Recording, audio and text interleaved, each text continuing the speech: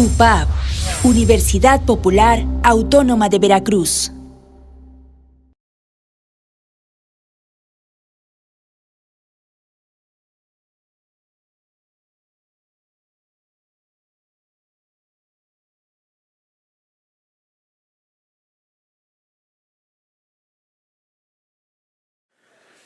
Quiero iniciar, amigos, con una expresión que me surge a raíz de haber escuchado a mi antecesor en el uso del micrófono.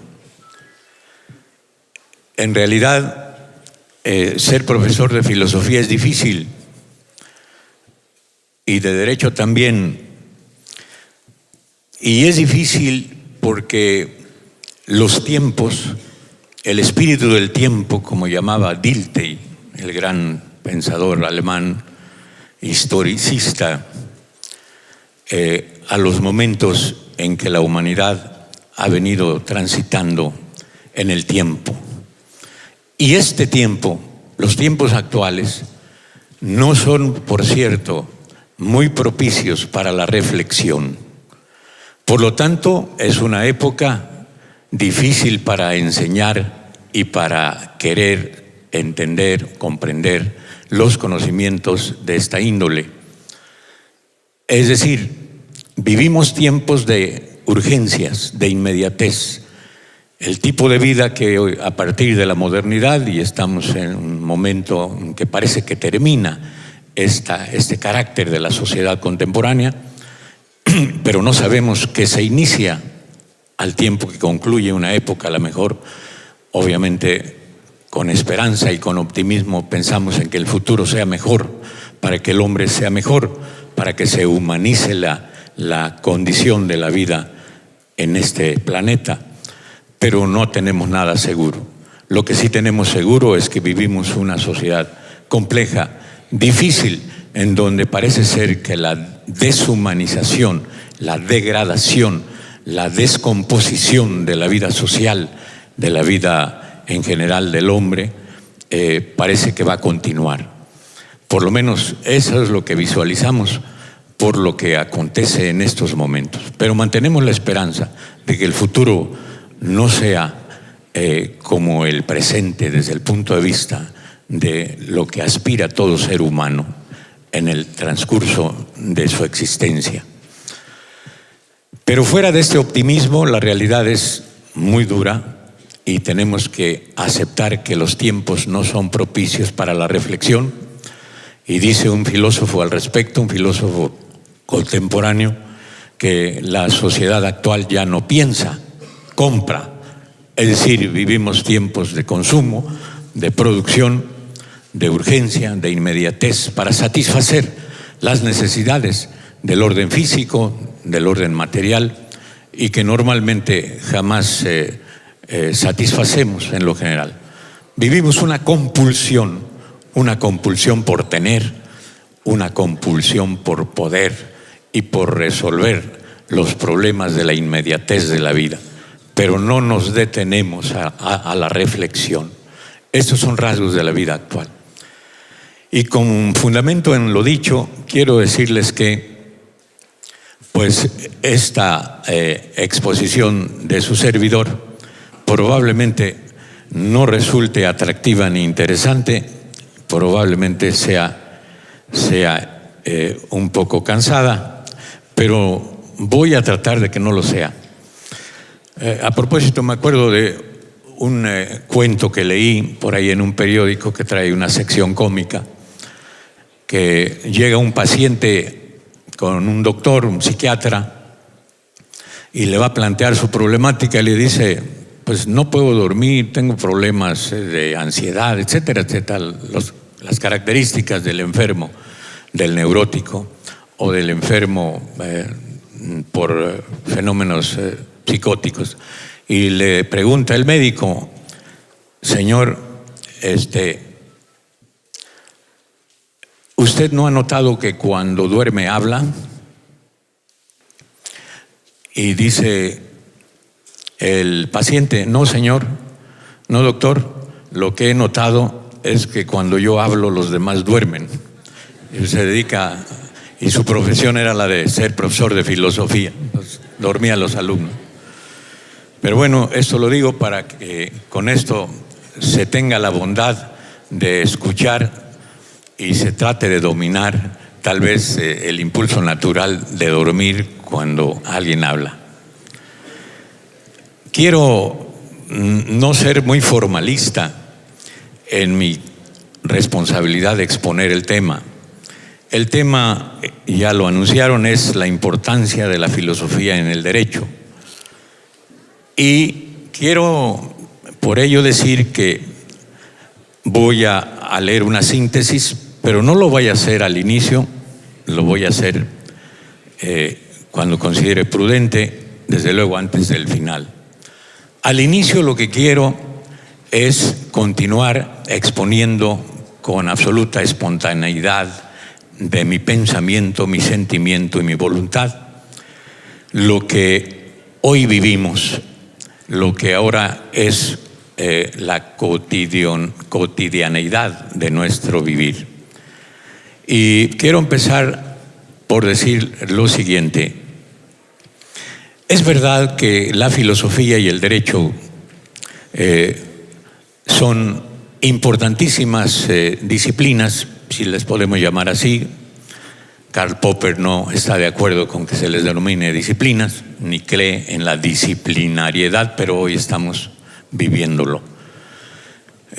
Quiero decir que son asignaturas de gran importancia para la actualidad, lo han sido siempre, pero especialmente hoy. Pero quiero decir también que son hoy por hoy necesarias, sobre todo la filosofía. El gran pensador, que más que pensador le tendremos que llamar el maestro clásico, el gran Sócrates, desde el siglo V antes de Cristo, sostenía que una vida no reflexionada, una vida no arreglada, no educada, que no corresponde a una segunda naturaleza del ser humano, que solo responde a su naturaleza primaria, que es la de ser un animal humano, pero no trasciende hacia el nivel siguiente, que es el que define el ser verdadero del hombre. Esa segunda naturaleza que solo se alcanza por formación, por educación, por humanización. Esto en la actualidad no se propone ni trata de lograrse. Por eso creo que la problemática de todo tipo de la humanidad contemporánea solo tendría solución, estoy convencido de lo que digo, a partir de una nueva educación, de una nueva formación humana. Entendida pues la educación como formación humana. Y qué bueno que estoy en este auditorio. Yo nunca he hablado de frente al auditorio de la Normal, siempre he hablado cuando he tenido oportunidad desde los escuchas, desde la posición de ustedes. Y es la primera vez que hablo desde acá. Y reconozco que siento cierto nerviosismo al hacerlo, pero vamos a superarlo. Insisto pues en que los tiempos actuales no son propicios para la reflexión, pero que es necesario que esto no continúe de esta manera. ¿Por qué no son propicios? Bueno, porque al decir de los conocedores de la historia, de la ciencia y de la filosofía, lo sostienen así. La humanidad, y sobre todo el gran filósofo español Ortega y Gasset sostiene, también historicista en parte, sostiene que en el mundo, a través de los siglos, han existido épocas espléndidas, brillantes para el desarrollo del humanismo, y ha habido otras que el humanismo y los valores en general han estado eclipsados por los intereses de orden material. Esta época, la que hoy vivimos, tiene ese carácter. La verdad se eclipsa, la mentira florece. Dice el maestro Piñón Gaitán que hoy vivimos mentiras estructuradas, es decir, ya no alcanzamos a discernir y a ubicar entre la verdad y la mentira del mundo contemporáneo.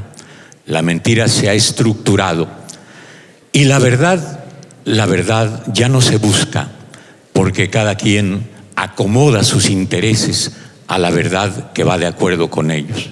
Vivimos ciertamente lo que en la clasificación de las concepciones filosóficas se le llama relativismo. Estamos saturados de relativismos. El verdadero filósofo busca la verdad universal, la verdad que tiene posibilidad de mantenerse y de tener durabilidad para que el hombre evolucione de verdad y alcance el máximo de perfectibilidad sobre la tierra. Pero hoy los tiempos, creo yo, que son distintos, son cuestiones de época. Esto sin duda no prevalecerá indefinidamente, pero ciertamente no se nos da la filosofía, ya ni se nos enseña. Yo no quiero aquí decir por qué, porque sería objeto de otra charla. Solamente digo que esta es una verdad que podemos constatar cotidianamente. La filosofía ya no se enseña, ni se enseña la historia. Las humanidades en general no están muy socorridas ahora en las concepciones de los propósitos y las políticas de carácter educativo. Se han venido suprimiendo paulatinamente. Esta gloriosa escuela normal cultivó el humanismo, fue la formidable institución para la formación humana de más extraordinario valor que se ha dado en la historia de nuestra patria. En el siglo XX, entre la década de los 20 justamente, con la presidencia de Álvaro Obregón y con la Secretaría en Educación Pública de uno de los más grandes filósofos mexicanos, José Vasconcelos, de ahí hasta la década de los 40, en que finaliza el régimen del presidente Lázaro Cárdenas, México vivió su más espléndido momento, su más grandiosa época de educación y de cultura. Podríamos presentarla como paradigma, como referente, como paradigma de lo que debía ser la educación y la cultura del pueblo mexicano todo, de la nación mexicana. Y esto en buena medida tiene su punto de partida en la filosofía educativa que México forjó en el Constituyente de Querétaro, en el artículo 3 constitucional. Esto se vivió, esto produjo sus efectos grandiosos y de ahí proviene, sin duda, el progreso, el desarrollo, el avance que tuvo el país desde esas 2 décadas en adelante.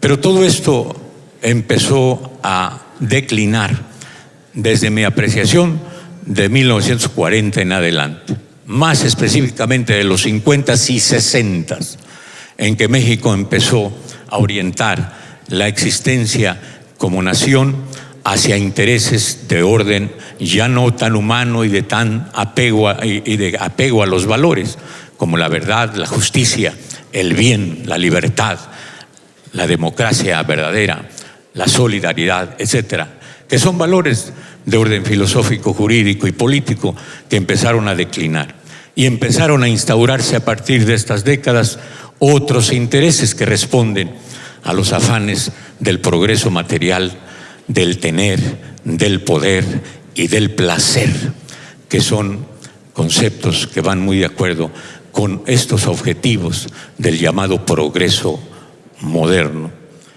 Pero en realidad hoy estamos en una situación compleja, para mi gusto, entre mantener o rescatar lo perdido en décadas anteriores o de plano suprimir toda posibilidad de rescate y toda posibilidad de restauración de esta cultura humanística, filosófica, histórica, política en el mejor sentido de la palabra.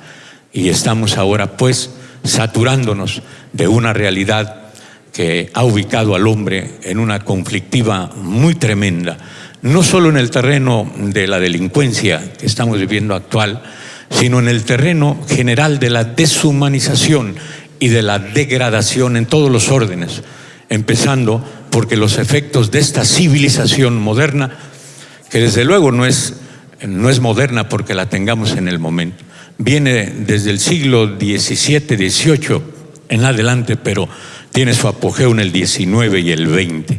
Y hoy apenas estamos en el inicio de un nuevo siglo en que no sabemos bien a bien si vamos a continuar con este proceso que exalta lo material, lo corpóreo, lo fáctico, lo técnico, y no se orienta de nuevo, como en algún tiempo fue, al rescate y a la restauración de los verdaderos valores humanos que hacen que la vida sea buena, que la vida que sea justa, que la vida se humanice y que se dignifique en general la existencia de nosotros los humanos en este planeta, en esta tierra. Pues esto lo digo como preámbulo para hacer la lectura. Creo que es el momento de hacer la lectura de la síntesis del tema y de ahí derivar la posibilidad de que ustedes planteen toda clase de inquietudes en el tiempo en que ya estaremos en la fase final de mi modesta intervención.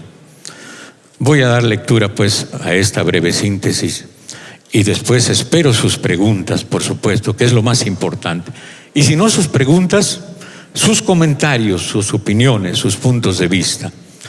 Voy a terminar mi intervención leyendo una entrevista al gran filósofo Platón, pero eso va al final y no la voy a leer toda porque ya no tendré tiempo. Pero voy a leer la síntesis del tema que me han asignado, que yo mismo acepté y propuse. El tema es, repito, la importancia de la filosofía en el derecho. Antes de leerlo brevemente, no solo es importante la filosofía en el derecho, la filosofía es importante en todo nuestro existir. La filosofía, puede alguien decir, no sirve para nada, no deja nada, como decían los falsos filósofos de la antigüedad clásica. Se lo decían a Sócrates, que buscaba la verdad, que le enseñaba gratuitamente, que verdaderamente era maestro. Pero los sofistas le decían a Sócrates, Calícles principalmente le decía: oye Sócrates, ¿por qué no te dedicas a otra cosa? Esto del filosofar tal vez sea bueno cuando uno es joven, pero te tienes que dar cuenta que no tienes nada, no has logrado nada, no tienes ni poder, no tienes ni riqueza, es necesario que abandones esa actitud. Pues eso es el pensar común de un sofista, que piensa que el sentido de la vida y el objetivo de nuestros esfuerzos han de consistir en la fama, en el poder, en el prestigio, en la riqueza material. Nada más falso que esto, pero parece que si no lo reflexionamos, pues es lo más atractivo. Entonces, la filosofía pues no sirve para algo concreto, sirve solo para vivir, porque una vida no filosofada, no reflexionada, podrá ser una vida de satisfacciones instintivas, impulsivas, de primer nivel como animal humano, pero no será la posibilidad de alcanzar nuestra plena vida como auténticos seres humanos. Nuestra dimensión humana está supeditada al ejercicio y vivencia de los valores del espíritu. Y si no te alcanzamos esto, así satisfagamos todos los requerimientos corporales de nuestra vida animal, no podremos trascender a la existencia verdadera a la que naturalmente aspiramos, aunque no lo podamos expresar. Pero voy entonces por la lectura. La importancia de la filosofía en el derecho. Propiamente la filosofía del derecho es más antigua que el propio derecho, sobre todo el derecho natural. Una explicación sencilla de esta afirmación estriba en el hecho de que el hombre ha reflexionado sobre su propia naturaleza humana, sobre su conducta individual y social, y hasta después ha codificado o concretado en normas lo que ya era un hecho en su conducta cotidiana. Etimológicamente sabemos que lo que significa filosofía, o sea, amor a la sabiduría, y lo que significa el derecho, del latín directum, que da la idea de rectitud, de conformidad con la regla, pasó como droit en francés, como diritto en italiano, como Recht en alemán, como right en inglés, como derecho en español o castellano, dando también la idea de regla de conducta recta en la relación entre una persona y otra. La denominación filosofía del derecho comenzó a ser utilizada en el siglo XIX. Y esto no solo para filosofía del derecho o para derecho mismo. Todas las ciencias que hoy conocemos, que cada día crecen más en su denominación, no existieron como tales durante muchísimos años del desarrollo de la humanidad. En la antigüedad clásica no había especialistas ni científicos, había filósofos. Y los filósofos eran sabios. Y los filósofos tenían respuesta a las interrogantes desde las más profundas y recónditas imposibilidades del saber hasta los saberes concretos y específicos de los fenómenos del mundo natural y del mundo social. Entonces, la filosofía es pues mucho más antigua que todas las ciencias. Las ciencias son lo particular, la filosofía es la generalidad o el todo. Y esta actitud de filosofar, repito, en los tiempos actuales ya casi no existe. Bueno, continuando, dice, pero se quisieron combatir algunos errores de los cultivadores del justnaturalismo. El justnaturalismo es la corriente filosófica que justamente tiene como base que a través de la razón natural podamos juzgar y apreciar el sentido de nuestra conducta individual y social, y formula una serie de preceptos o principios que constituyen verdades inmutables, eternas, que son los principios jurídicos que como axiomas, como verdades contundentes, como le diría un matemático, como le diría Descartes, como le diría Leibniz, son verdades racionales y no de hechos. De modo que la filosofía, digamos, de más durabilidad y fuerza y sustento a través de los siglos, ha sido el justnaturalismo, la filosofía del derecho natural, que desde la antigüedad, pasando por la Edad Media y aún en la época actual, sigue teniendo vigencia y sigue teniendo referencia obligada, el justnaturalismo. Entonces, pero se quiso combatir algunos errores de los cultivadores del justnaturalismo o también algunos extremos de los justpositivistas. Los justpositivistas pues son los partidarios de que el derecho sea un conjunto de principios y normas que tengan por base la realidad de la experiencia humana y obedece a épocas de vida histórica, tiene base experimental. Son empiristas estas doctrinas. Las otras son racionalistas, las del justnaturalismo, valga la redundancia, son racionales. Las del positivismo son experimentales. Es decir, dicen los empiristas, solo es verdad y es ciencia la que tiene por base el conocimiento que pueda corroborarse a través de la prueba experimental. Esto dio pie al gran progreso de las ciencias modernas experimentales, como las ciencias naturales y aún las ciencias sociales, que tienen esta base metodológica de la experiencia. Continuando entonces, por esto se acuñó el término de filosofía del derecho, para indicar que se ha de abarcar tanto al derecho natural como al derecho positivo, y que han de hacerse indagaciones sobre lo ideal, sobre la especulación pura, filosófica y racional, pero sin olvidar lo real, lo tangible, lo objetivo, lo concreto, lo empírico de la conducta humana. Se ha dicho en la lección pasada, esto lo tomé de mis apuntes, sobre todo en relación a la lectura del texto de Rudolf Stammler, gran filósofo alemán, que la filosofía del derecho es la ciencia del derecho. Y parecería que esto fuera suficiente. Sin embargo, vean, esto no es totalmente exacto.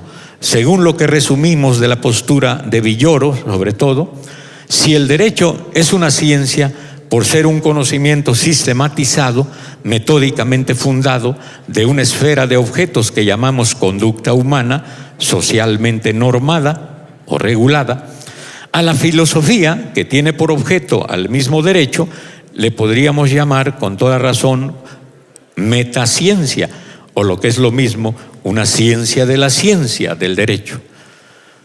Sí, podríamos llamarle una metaciencia a la filosofía del derecho. Efectivamente, porque es ciencia sobre ciencia, pero ya hicimos esta explicación de que en la antigüedad no había ciencia, solo había filosofía. Y es válido hablar de filosofía del derecho. Si filosofamos sobre la ciencia del derecho, pues estamos en los terrenos de la filosofía del derecho. Si no filosofamos y nos quedamos solamente en la concepción científica del derecho, entendiendo por derecho positivo aquel que puede tener preceptos que surgen de la vida real y son demostrables en su valor de verdad por la experiencia, pues entonces, ¿para qué filosofar sobre el derecho? Nada más considerar que la filosofía es ciencia social, es ciencia humana, y se acabó. Parecería que saldría sobrando la filosofía, pero no, porque la filosofía entraña valores, entraña esencias, entraña principios que no son tangibles. Por lo tanto, todos los valores éticos que necesariamente debe contener la norma para que sea una norma verdaderamente jurídica y entrañe el valor de lo justo y de lo verdadero y de lo bueno, no podría comprenderse sin filosofar sobre la ciencia del derecho. Por eso es necesario encontrar esta diferenciación, vale decir, y así ubicar de modo más claro. Ya estamos terminando, ¿vale? Perfectamente, gracias, joven. Ya me dicen que debo terminar y lo voy a hacer. Está claro, por lo tanto, los objetos o temas de reflexión de la filosofía del derecho son los mismos que los del derecho, nada más que en su generalidad, en su totalidad, y no en su expresión concreta o tempo espacial. El hombre y su naturaleza, su necesidad de convivir con otros en forma ordenada, el origen de la norma, las distintas manifestaciones de la conducta humana que pueden ser relacionadas con lo jurídico, aspectos históricos, sociales, económicos, etcétera, y que dan lugar a las disciplinas propias del derecho, como derecho civil, derecho público, derecho privado, internacional, penal, procesal, fiscal, social, laboral, etcétera. La filosofía jurídica estudia los primeros principios del derecho. Es decir, nosotros le llamamos las realidades últimas de la norma y del derecho. Efectivamente, eso estudia la filosofía. Los primeros principios del derecho, que son inmutables, que son perennes. Asigna a cada una de las ciencias jurídicas particulares su objeto y metodología propia. Establece la validez de los conceptos jurídicos fundamentales. Sí, como el concepto de norma, el concepto de persona, el concepto de acción, el concepto de sanción, el concepto de hecho. Si no tenemos estos conceptos claros, y es una lástima que, lo debo decir, tal vez me van a expulsar de la Facultad de Derecho, pero debo decirlo, en mi escuela, en la Facultad de Derecho, yo fui maestro de conceptos jurídicos fundamentales. ¿Y qué creen? Las reformas curriculares la han venido eliminando, ya no existe. Como tampoco existen otras que no tiene caso hablar de ellas.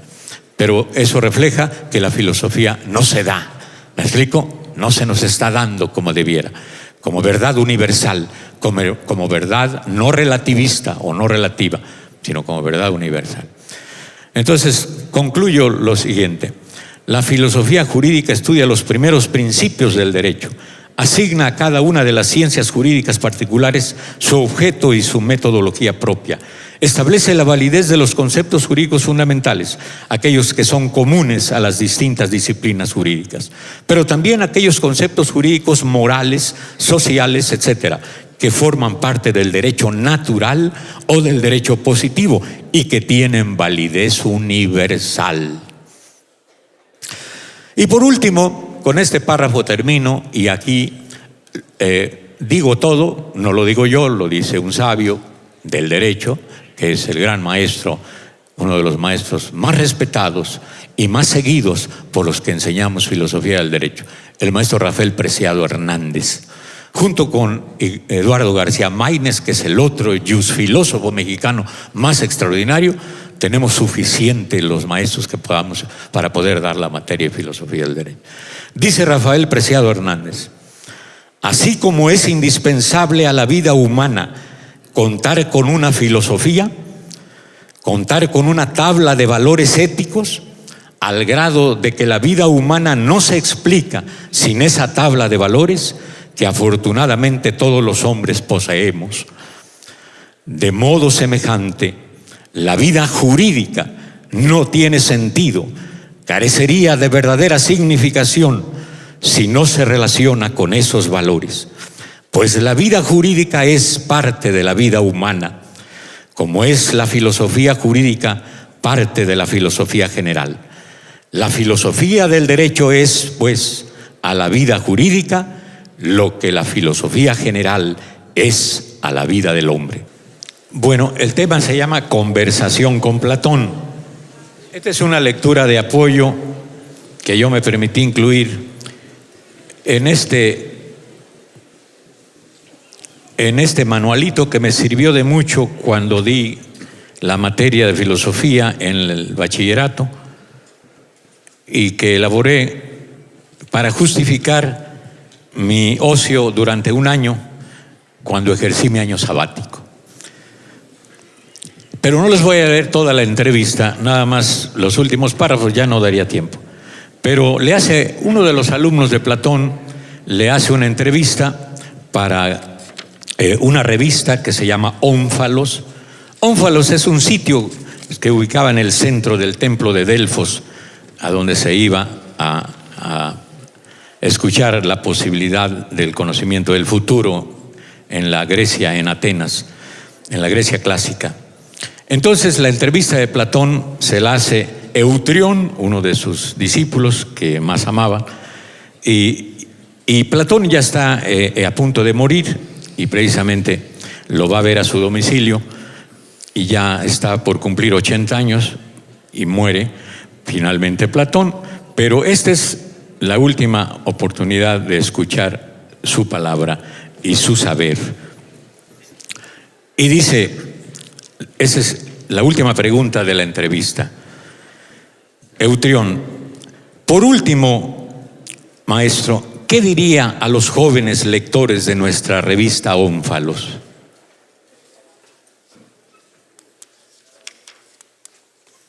Y Platón, ante todo les diría que se acostumbren a reflexionar sobre sí mismos, ya que una vida que no se reflexiona, que no es reflexionada, no es una vida humana.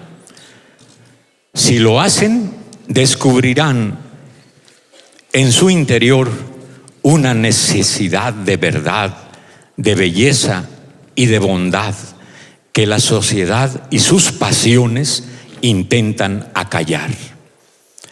En segundo lugar, que se atrevan a saciar esa sed de verdad y de belleza, ya sea a través de la ciencia y la filosofía o a través del amor, que no es otra cosa que el deseo de lo bello y de lo bueno. En estos momentos, cuando ya presiento mi liberación final, quiero decir a todos los atenienses que no es posible la filosofía, ni la política, ni ninguna otra ciencia que ennoblezca al hombre si no se busca la verdad, la belleza y el bien. No es posible que el hombre sea más justo, ni la polis más hermosa, si se pacta con la opinión, la apariencia y el interés. Que los dioses sean propicios con los mortales y no nos permitan caer en ese error. Así termina la entrevista.